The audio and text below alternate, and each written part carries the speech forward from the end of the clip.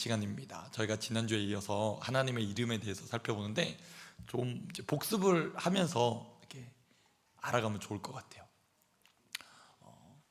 성경을 통해 하나님께서 하나님이 어떤 분인지 우리에게 보여주셨다. 그걸 계시라고 말씀해요. 자신을 드러내 보여주신 거예요. 하나님이 자신을 보여주실 때 자신의 이름을 우리한테 알려주셨어요. 그럼 이름을 안다는 거는 그냥 단지 내가 하나님에 대해 알아, 하나님 그냥 그런 어떤 지식적인 내용을 말하는 게 아니라 정말 하나님과 여러분이 인격적 관계라는 거예요. 쉽게 말하면 하나님과 여러분이 사랑의 교제를 나누는 관계를 맺고 있다는 게 가장 다르죠. 그냥 단지 내가 하나님의 이름에 대해서 알아라는 게 아니라 쉽게 말하면 여러분 그 하나님과 어떻게 지내느냐라는 거예요. 여러분 하나님과 친해요? 그게 우리가 가져야 되는 질문인 거죠. 내가 설교 시간에 하나님의 이름에 대해서 들었어. 지난 시간에 2번, 오늘 이제 2번 나눌 텐데 내가 하나님의 이름에 대해서 들었어. 하나님 그런 분이시구나. 그것도 되게 중요해요. 잘 들었어요. 제가 일찍이들 이제 모임하면서 훈련하면서 물어봤더니 다 기억하고 있더라고요. 좋아요. 너무 잘 기억했어요. 그렇다면 이제 그 하나님과 내가 어떻게 관계를 맺고 사이좋게 친밀하게 지내느냐라는 거죠. 자, 2개에 대해서 우리 하나님의 이름에 대해서 들었어요. 첫 번째, 여호와라고 들었습니다. 여러분 여호와는 무슨 뜻이에요? 자, 지난 시간에 한번 복습을 해보겠습니다. 여호와는 무슨 뜻이에요? 스스로 계시는 분. 그래, 하나님 스스로 계신데 그래서 나랑 무슨 상관인데 그게? 하나님은 전능하시대. 나랑 무슨 상관인데 그게? 그렇죠. 이 지점을 우리가 좀 생각해 봤으면 좋겠어요. 하나님이 스스로 계시다라고 말씀하면서 제가 본문을 읽으면서 모세에게 나타나셨던 하나님에 대해 이야기를 나눴어요. 그래서 무슨 하나님? 특별히 여호와라고 말할 때는 자, 기억하고 계시겠지만 따라해봅시다. 약속을 신실하게 지키시는 하나님. 그 여호와라는 이름을 부를 때 우리가 어떻게 기억하는 거예요? 하나님 어떤 하나님? 약속을 신실하게 지키시는 하나님이라는 거예요. 하나님이 허투루 말씀하지 않는구나. 하나님이 약속을 주실 때 공수표라고 말하죠. 그냥 말만 하고 뻥이야? 이렇게 하시는 분이 아니라 그 약속을 기억하시고 신실하게 지키신 하나님. 아브라함에서부터 모세에 이르기까지 215년이라는 세월, 200년이 넘는 세월을 약속을 주시고 그냥 잊으신 분이 아니라 기억하고 지키신 하나님. 그게 여호와다라고 말씀드렸어요. 그 2번째는 뭐였어요? 여호와? 2번째 이름 뭐였어요? 여호와 엘로힘. 우리 공동체 이름. 전능하신 하나님. 그 전능하심을 말할 때는 어떤 얘기를 했죠? 하나님이 다스리시고 통치하고 계시다라고 말씀드렸어요. 여러분 여쭤보고 싶습니다. 이번 주에 중요한 일이 있었죠. 지난주 중에 중요한 일이 있어서 뭐가 있었어요? 선거 투표하는 거. 여러분 투표 다 하셨나요? 어느 번호를 찍든 거는 여러분의 자유지만 어쨌든 권한을 가지고 있으면 여러분 권한을 이행을 해야죠. 투표를 했어. 결과는 하나님께 맡겨드리고 바라기는 하나님이 이 땅과 민족을 통치하시기를 구해야 되는 줄 믿습니다.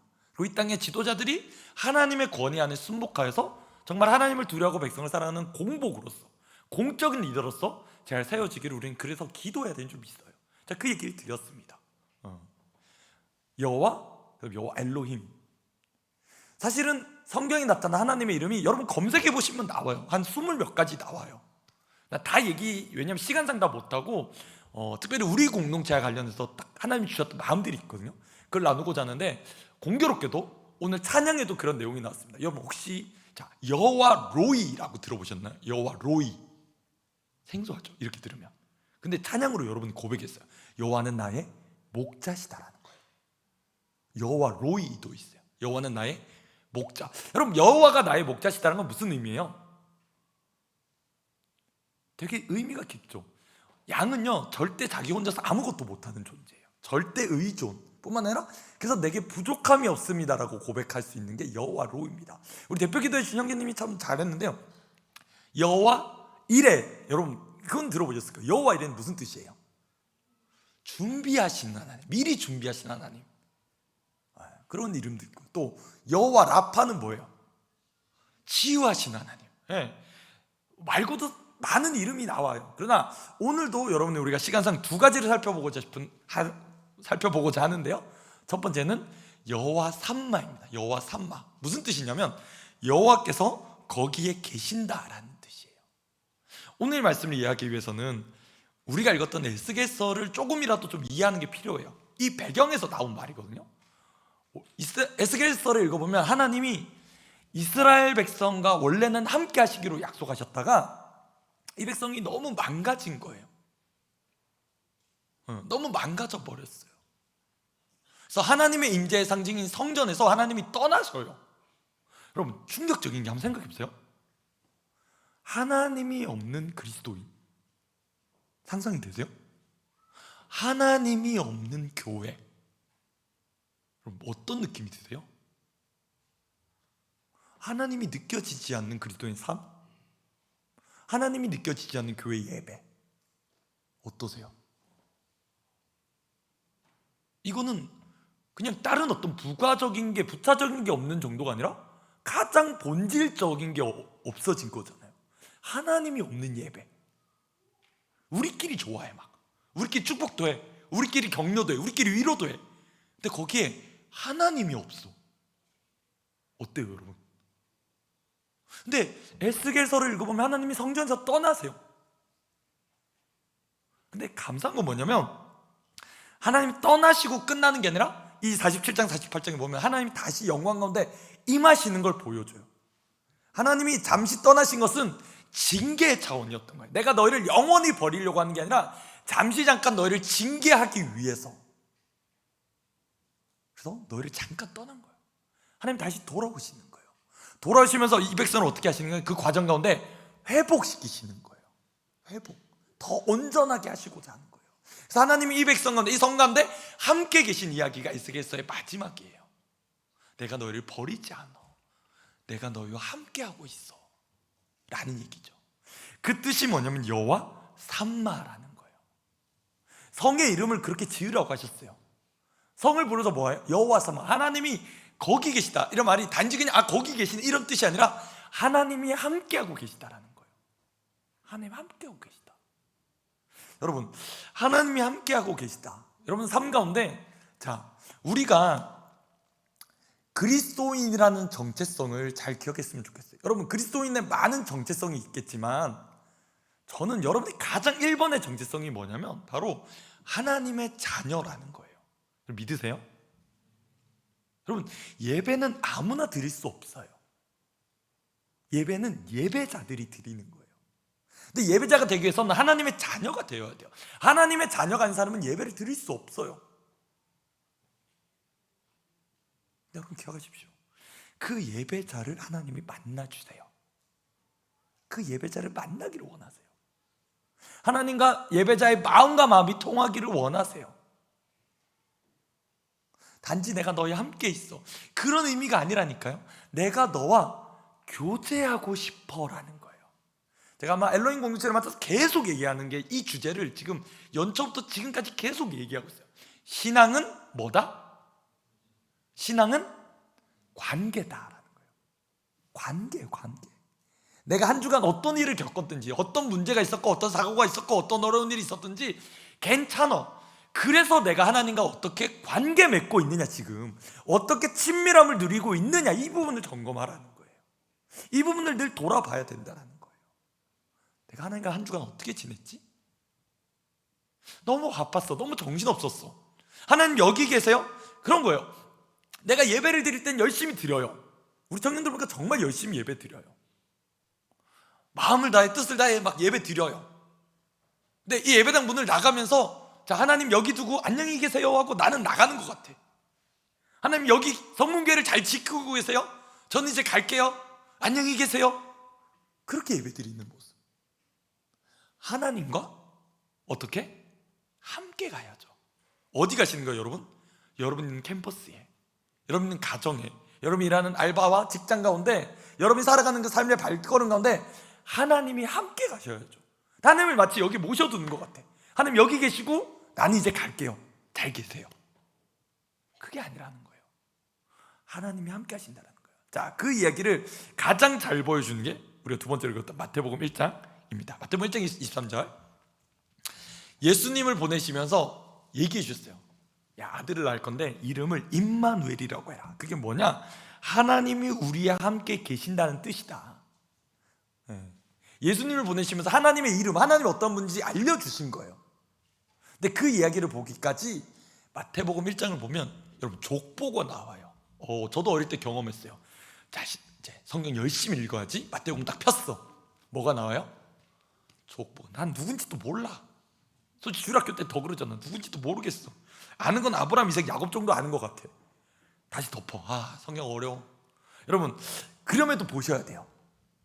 그럼에도 성경을 읽어야 돼요. 자, 마태복음 1장 1절부터 17절을 보면 족보 이야기가 나. 예수님 태어나시기까지 족보가 나오는데, 자, 여러분 눈을 뜨고 잘 보세요. 리더들이 주변에서 좀 도와주세요.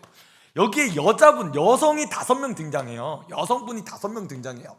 누가 등장하는지 한번 찾아볼게요. 자, 여러분 좀 눈에 힘을 주고 성경을 읽어보면서 여자분이라고 생각되는 분을 딱 눈으로 눈여겨보시고, 제가 나중에 알려드리면 그분들을 표시해 보시면 좋을 것 같아요. 자, 족보에 보면 여자분들이 5분이 나와요. 누가 나오나 한번 잘 봅시다. 표시를 해보세요. 여러분 성경책에 혹은 핸드폰으로도 하이라이트 될 수 있죠. 표시해 봅시다. 누가 나와요? 찾아보겠습니다. 자, 시간상 또 몇 개 알려드릴게요. 3절에 보면 다말이 나옵니다. 다말은 여자예요. 또 봅시다. 5절에 보면 누가 나오나요, 여러분? 라합이 나옵니다. 라합도 여자예요. 또 그리고 5절 하반절에 보면 또 누가 나오죠? 룻도 여자예요. 자, 지금까지 다말, 라합, 룻을 얘기했어요. 또 누구 나오나요, 여러분? 네, 우리아의 아내가 나옵니다. 여러분, 아내는 여자겠죠? 절대 이 성 정체성을 혼동하시면 안 돼요. 아내는 여자예요. 우리아의 아내가 나오죠. 또 누가 나오나요? 마지막에 마리아가 나옵니다. 자, 다말, 또 라합, 룻, 우리아의 아내 마리아가 나왔어요. 요 마태복음을 조금 이해하시면 좋겠는 게 2가지가 있어요. 첫 번째는 뭐냐면 마태복음은 유대인이었다가 회심하고 그리스도인이 된 유대인들을 위해 쓰여진 복음서예요. 유대인들, 자기 혈통 얘기겠죠? 유대인들이니까. 우린 아니겠지만 유대인들을 위해 쓴 복음서예요. 그리고 이 마태복음에서 소개하는 예수님은 왕으로 오신 예수님이에요. 이 2가지를 잘 기억했으면 좋겠어요.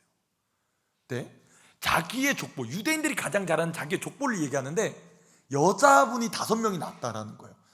유대인들은 여자를 되게 하찮게 생각했거든요. 근데 성경은 여인의 이름을 싣고 있다라는 거예요. 일단 이게 충격적인 거야. 그런데 그 여자분 5명이 등장했는데 그 여자분 5명도 특징이 다 희한해. 다말은 물론 성령시대긴 하지만 시아버지 유다와 동침을 통해 대를 잇는 대대 결혼이라고 하죠. 그 자녀를 잇기 위해서 시아버지와 자신이 마치 성매매 여성으로 변장을 해서 그 대를 이은 여성이 다말입니다. 자, 기생 라합이라고 소개하죠. 라합의 직업은 뭐예요? 기생이에요. 아마도 그런 쪽의 일이든지 혹은 학자들은 그렇게 예상하게 돼요. 아마 모텔집 사장님이 아니셨을까? 어쨌든 간에 드러낼 만한 직업은 아닌 거죠. 자, 룻은 이방 여인입니다. 유대인이 아니에요. 이스라엘 백성이 아니란 얘기예요. 룻은 이방 여인이었어요. 그리고 심지어 여러분이 알고 있는 밧세바라고 알고 있는 그 여인의 이름도 등장하지 않아요. 누구라고 소개돼요, 여러분? 우리 아의 아내가 뭘 얘기하는 것 같아요? 밧세바라는 이름이 아니에요. 성경에 쓰여질 때 우리 아의 아내라는 건 무슨 뜻이에요? 불륜이라는 거예요. 그렇잖아요. 밧세바라고 이름을 실어야 되잖아요. 근데 그렇게 쓰지 않아요. 성경은 적나라하게 실어요. 우리 아의 아내다라고 얘기해요. 그럼 뭐예요? 다윗이, 너네가 그렇게 존경하는 왕인 다윗이 불륜을 통해 낳은 불륜왕이었다는 걸 대놓고 얘기해요. 충격적이죠. 그리고 마리아는 어떻게 예수님을 낳았어요? 육신의 어머니 마리아는 예수님을 어떻게 낳나요? 성령으로 잉태해서, 남자와 여자, 정자와 난자가 만나서 아이를 낳은 게 아니라 성령으로 잉태하여 아이를 낳았어요. 그러니까 5명의 여인의 이름이 다 독특해요. 특징이 어떻게 이럴 수 있지라는 거예요. 그게 마태복음의 족보가 이야기하는 거예요. 그런데 그 마태복음의 족보를 통해 오신 분이 어떤 분으로 오셨다? 왕으로 태어나셨어요. 여러분 한번 여쭤볼게요. 여러분은 여러분의 집에 태어나고 싶어서 태어났나요? 대답을 해주세요. 고요하니까 제가 되게 긴장돼요. 여러분, 여러분의 집에, 여러분의 집안에 태어나기를 여러분이 원해서 태어나셨나요? 아니죠. 눈 떠보니까 여러분 집안이었잖아요. 저도 그래요. 저도 눈 떠보니까 전시 집안에 태어났어요. 저희 애들도 그랬겠죠.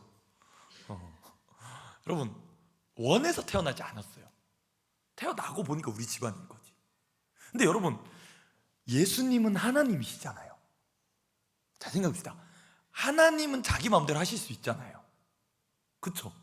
하나님이시니까 원하실 수 있잖아요. 쉽게 말하면 자기가 태어나고 싶은 집안을 고르실 수 있는 분 아니에요? 하나님이시면? 그러면 왕으로 오시는 그분이 여러분이 만약에 고를 수 있어요. 자, 여러분께 기회를 드릴게요. 여러분이 어느 집안에 태어날 수 있는지 여러분 고를 수 있게 해드릴게요. 그럼 여러분 어느 집안을 고를 것 같아요? 어떤 걸 고를 것 같아요? 여러분의 아버님이 누구셨으면 좋겠어요? 아까 막 청년분들 다 얘기했어요. 이재용이요. 왜 빌 게이츠는 어때서? 외국은 좀 더 그래? 아니, 고르고자 한다면 여러분 그럴 수 있잖아요. 빌 게이츠를 고르든 뭐 엄청나게 머리가 좋은 석학을 고르든, 그렇잖아요. 아니면 정말 외모가 뛰어난 사람을 고르든 그런 걸 고르고 싶잖아요. 우월한 유전자, 어디 하나 빠지지 않는. 근데 여러분, 예수님이 어디 태어나셨어요? 이 집안에 태어나셨어요. 곰곰이 생각해보세요. 예수님이 자기가 태어날 수 있는 집안을 고르실 수 있는 분이야. 그런데 이런 문제 있는 집안을 고르셔서 태어나셨다라는 거예요. 여인들 보세요. 떳떳하게 내세울 만한 여인이 있어요? 없어요. 없다라는 거예요. 근데 그게 뭘 얘기해 줍니까? 하나님이 우리와 함께 하시기 위해 어떤 선택을 하셨느냐라는 거예요. 그렇잖아요. 그래서 예수님이 이 땅에 오시게 된 거잖아요. 그렇게 해서 이 땅에 오신 거예요. 왕이신 그분이 어찌 보면 정말 말도 안 되는, 아니 어떻게 이런 집안이 있지? 라고 싶은 집안에서 태어나셨어요. 내세울 만한 게 많고 자랑할 만한 게 많고 뛰어난 게 많은 그런 스펙을 갖춘 집안에 태어나신 게 아니라 정말 볼품 없는 데서 태어나셨어요. 그래서 우리에게 오셨다는 거예요. 그게 너무 신비롭지 않나요, 여러분? 곰곰이 한번 오늘 소그룹에서 그런 생각을 좀 가지고 나눠보셨으면 좋겠어요. 여러분이 만약에 집안을 고른다면 여러분 어디를 고르겠어요? 당연히 남들이 다 부러워할 만한, 누가 들어도 저 집안은 대단한 집안이지, 뛰어난 집안이지, 저런 부모님 너무 좋아 라고 생각되는 데서 태어나고 싶잖아요. 근데 예수님은 안 그러셨다는 거예요. 왜? 아들을 낳으리니 그 이름을 임마누엘이라 하리라 하셨으니 이를 번역한 즉 하나님이 우리와 함께 계시다. 우리가 처한 게 어떤 거예요? 이런 거예요. 우리가 처한 게 그런 거예요.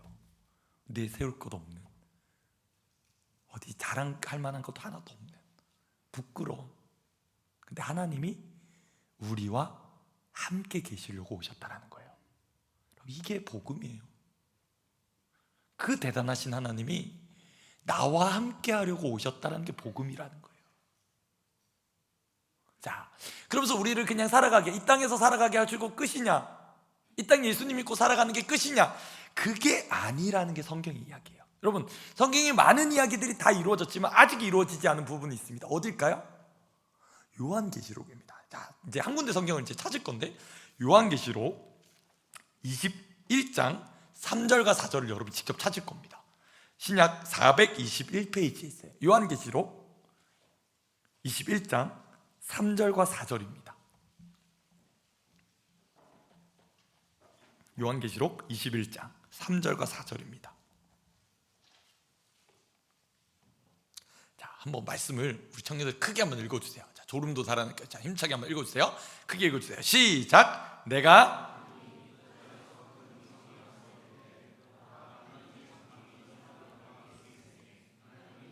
함께 계시리니 그들은 하나님의 백성이 되고 하나님은 친히 그들과 함께 계셔서 모든 눈물을 그 눈에서 닦아주시니 다시는 사망이 없고 애통하는 것이나 곡하는 것이나 아픈 것이 다시 있지 아니하니리 처음 것들이 다 지나갔음이러라.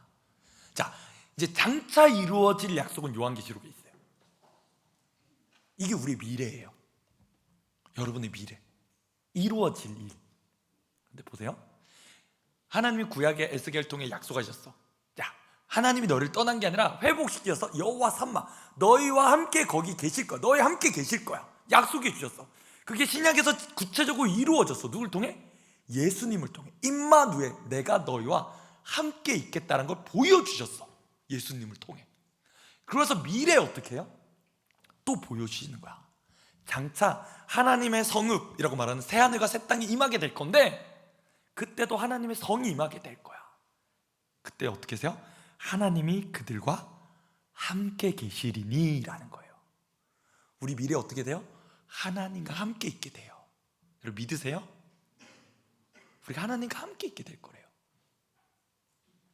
하나님이 그들과 함께 계셔서 그들은 하나님의 백성이 되고 하나님은 친히 그들과 함께 계실 거다라고 또 약속해줘요. 내가 너를 버리지 않을 거야. 내가 너와 이 땅에서뿐만 아니라 저 천국에서도 영원히 함께 할 거야. 근데 그 천국이 어때요? 4절 여러분 잘 기억하세요. 모든 눈물을 그 눈에서 닦아주시니 다시는 사망이 없고 애통하는 것이나 곡하는 것이나 아픈 것이 다시 있지 아니하리니 저런 것들이 다 지나갔음이로라. 지나갔다는 말은 뭐냐면 온전하게 회복되었다라는 거예요. 온전하게 회복되었다. 하나님과의 그 친밀함을 누리면서 저 천국에서 영원히 저와 여러분이 예배하며 하나님과 친밀하게 지내게 될 거라는 거예요. 그게 우리의 미래라는 거예요. 하나님이 이름을 주셨어요. 우리에게 알려주셨어요. 여호와 삼마, 내가 거기 있을 거야. 그 말은 뭐예요? 그때도 계셨고 지금도 계시고 앞으로도 함께 계실 거다라는 거예요. 그걸 예수님을 통해 보여주셨어요. 이 땅에서 임마누엘, 내가 하나님이 너희와 우리와 함께 계신대. 함께 계신대. 여러분 잘 기억하세요. 교회당에서만 계신 게 아니에요. 이 자리를 나가면서 하나님 안녕히 계세요, 한 주간은 또 제가 열심히 살아볼게요, 그게 아니라 어떻게 계시다고요? 여러분이 발 딛는 곳에 여러분과 함께 계시대요. 여러분의 가정에서, 여러분 직장에서, 여러분 알바에서, 여러분 방에서 하나님이 함께 계실 거래요. 버리지 않으신대요. 내가 좀 못하면 실수하면 불안에 떨지 않아도 돼요. 왜요? 하나님 우리를 버리지 않으신대. 내가 너희와 영원히 함께 하겠대. 내가 힘들고 지칠 때도 그러고, 여러분 때로는 내가 잘 나가고 승승장구할 때도 있으실 거예요. 그때도 하나님이 함께 하신대요. 때로는 그게 꺾여서 또 실패할 때조차도 하나님이 함께 하시겠다고 약속했어요. 이 이름 우리가 좀 기억했으면 좋겠습니다. 뿐만 아니라 제가 그래서 되게 곰곰이 생각하다가 세 번째 질문 이렇게 적었어요. 여러분, 천국에서 우리의 모든 눈물을 닦아주신 것을 기대할 때, 근데 그렇잖아요. 모든 눈물을 닦아주실 거래, 하나님이. 내가 이 땅에서 고생한 거, 수고한 거, 그 눈물을 닦아주실 거래. 그것을 기대할 때 내 안에 생기는 소망은 뭘까라는 거예요. 아마 이 시대를 얘기하자면, 저와 여러분이 살아가는 이 시대를 얘기하자면 아마 이게 클 것 같아요. 위로받고 싶다라는 거예요. 위로받고 싶다. 그렇죠? 위로받고 싶어요. 여러분 위로받고 싶잖아요. 근데 그 마음에 때로는 이번 주가 사실은 저희가 이제 저희 집사람과 선교 훈련 받고 있는 중에 사실은 부부 관계를 다루는 되게 진중한 한 주였습니다. 이번 주 상담도 있고 그런 좀 되게 지내올 얘기들을 꺼내야 되는. 그런데 그런 생각이 들었어요. 여러분, 내가 아무리 상대방에게 최선을 다해서 마음을 다하고 들어준다 해도 온전하게 공감할 수는 없어요. 왜? 내가 산 것과 이 사람이 산 게 다르니까. 내가 생각하는 것과 이 사람이 생각하는 게 다르거든요. 공교롭게도 많은 선교사님들이 그런저런 얘기를 나눴는데, 여자 선교사님들은 그래요. 막 어떤 감정을 막 얘기해요. 어떤 일을 겪었을 때, 어떤 걸 봤을 때, 그럼 막 감정을 얘기해요. 근데 남자 선교사님들은 어떻게 할까요? 해결해 주려고 답을 얘기하는 거예요. 막 이렇게. 남자 여자가 엄청 달라요. 여자분들은 공감받고 싶어요. 내 감정을 이렇게 얘기하고 그거를 같이 느꼈으면 좋겠다는 거예요. 근데 남자분 들으면서 어떻게 해요?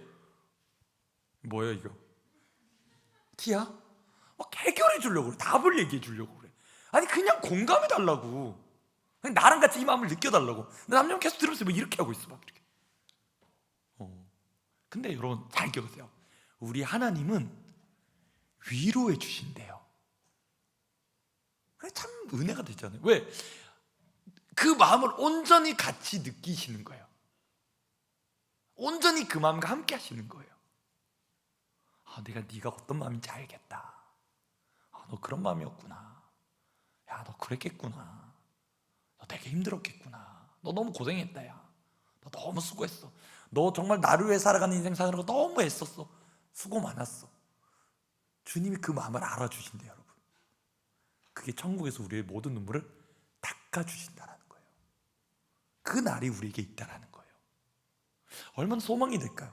때로는 이 땅에서 내가 좀 위로 못 받았고, 때로는 내가 사람에게, 혹은 여러분 여러분의 리더도 최선을 다해서 공감해주고 반응해주지만 사람인지라 다 못해줘요. 저도 똑같아요. 목회자이지만 목사이지만 여러분의 얘기를 듣고 최대한 공감해주려고 하지만 저도 저지른 실수는, 죄송해요, 제 머리 안에 뭔가 답을 주려고 생각을 해요. 이렇게 얘기한다면 나는 뭘 어떻게 도와줘야 되지? 어떻게 해줘야 되지? 그거 하지 말라는 거예요. 그냥 들어주래. 그렇겠구나. 그냥 마음이 참 힘들었겠다. 이번 주 참 힘들게 지냈겠구나. 근데 우리 주님께 나아가면 주님이 그렇게 하신다는 거야. 야, 성은아, 너 참 고생했어. 너 수고 많았어. 그게 위로인 거예요.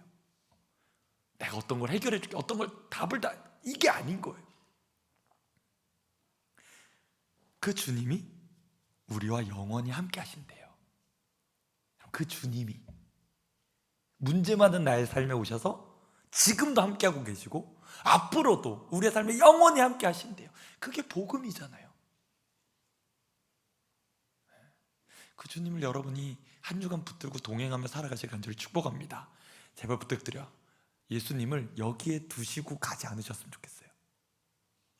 여러분의 가정에, 여러분의 방에 같이 가시는 거예요. 오늘 그래서 주님이 여기 함께 계시는구나. 주님께 얘기하는 거예요. 주님, 제가 이런 일을 겪네요. 제가 이런 것 때문에 마음이 어려워요. 때로는 힘들어요. 때로는 주님 정말 나에게 말씀해 주셨으면 좋겠어요. 그 주님과 친밀함을 누리시는 저번에 한 주간이 되었으면 좋겠습니다. 찬양할 텐데요, 이 찬양 가사입니다.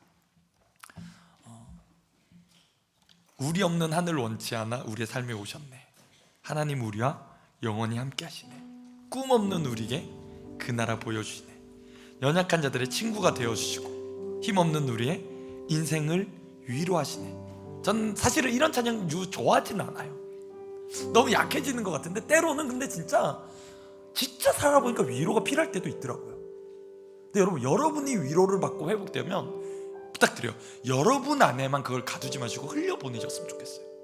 내가 위로받고 은혜받아서 채워졌어. 그러면 그게 흘러갔으면 좋겠어요. 그런 마음을 가지고 우리가 좀 찬양하고 기도하며 나갔으면 좋겠습니다. 이렇게 찬양합시다.